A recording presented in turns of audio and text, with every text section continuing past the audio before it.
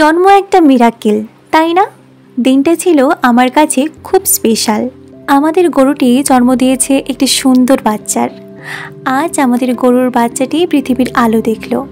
এই মুহূর্তটা আমার পরিবারের জন্য শুধু গর্বের না, আবেগেরও। নমস্কার বন্ধুরা, আজকে আমি আপনাদের সাথে শেয়ার করতে চলেছি আমার জীবনের এক মূল্যবান মুহূর্ত, একটা নতুন প্রাণীর আগমন আর আমার পরিবারের সাথে তার যত্ন নেওয়ার গল্প। চলুন আপনাদের নিয়ে যাই সেই মায়াবী মুহূর্তের মধ্যে। বন্ধুরা, আজকের এই ভিডিওটির মাধ্যমে আপনারা জানবেন গরুর প্রসবের পর কেমন হয় তাদের জীবনযাপন, বাছুরের প্রথম দুধ কেন এত গুরুত্বপূর্ণ, আর কৃষকের বা যারা গরু পালন করে তাদের কি কি যত্ন নেওয়া উচিত। চলুন শুরু করা যাক। গ্রামে গরুর জন্ম মানে শুধু একটা প্রাণ আসা নয়, এটা যেন নতুন আশীর্বাদ। প্রসবের পর গরু কিছুটা দুর্বল থাকে, এই সময় তার শরীরে বিশ্রামের প্রয়োজন হয়। ধীরে ধীরে দুধ উৎপাদন শুরু হয়, তাই কৃষক বা যারা গরু পালন করে তাদের উচিত গরুকে পরিষ্কার এবং শান্ত পরিবেশে রাখা। জন্মের 1 ঘন্টার মধ্যেই বাছুরকে প্রথম দুধ খাওয়ানো খুব জরুরি। একে বলে কোলোস্টাম। এতে ভিটামিন, খনিজ আর অ্যান্টিবডি থাকে, যা বাছুরের রোগ প্রতিরোধ ক্ষমতা বাড়ায়। প্রসবের পর মা গরুকে পর্যাপ্ত জল এবং পুষ্টিকর খাবার দিতে হবে, যেমন ভুসি, খৈল, ঘাস, শাকসবজি, খড় ইত্যাদি। এছাড়া গরুকে নিয়মিত পরিষ্কার রাখা দরকার, যাতে সংক্রমণ না হয়। মা গরু বা গাভী ও বাছুরকে নিরাপদ জায়গায় রাখতে হবে। প্রয়োজনে পশু চিকিৎসকের পরামর্শ নিতে হবে।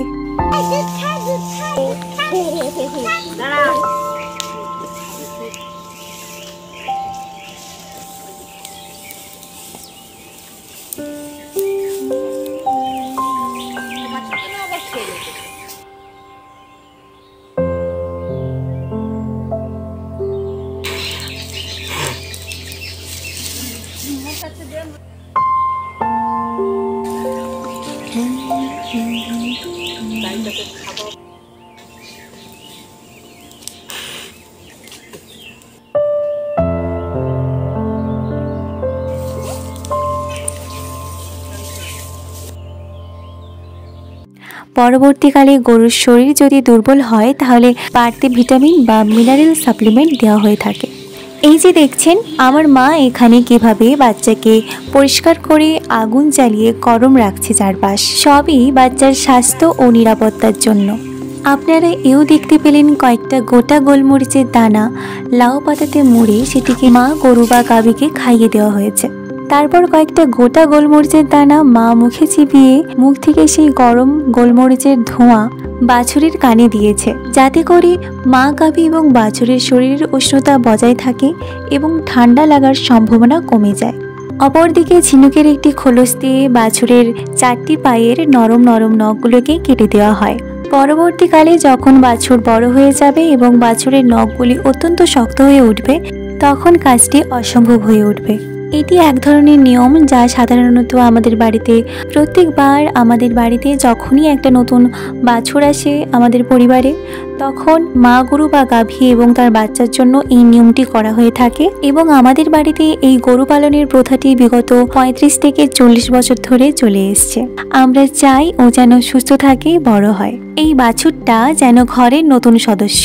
এই যে মা গরুটি বা গাভীটিও যত্ন করে তার মাথা চেটে দিচ্ছে এবং তার সন্তানকে যত্নে আদরে আগলে রেখেছে। এই ভালোবাসার দৃশ্য ভাষায় বোঝানো যায় না। এটাই আমাদের গ্রাম্য জীবনের আসল সৌন্দর্য। তাহলে বন্ধুরা, আজ আমরা দেখলাম গরুর প্রসবের পর কিভাবে জীবনযাপন হয় এবং কৃষকের বা যারা গরু পালন করে তাদের কি কি যত্ন নেওয়া উচিত।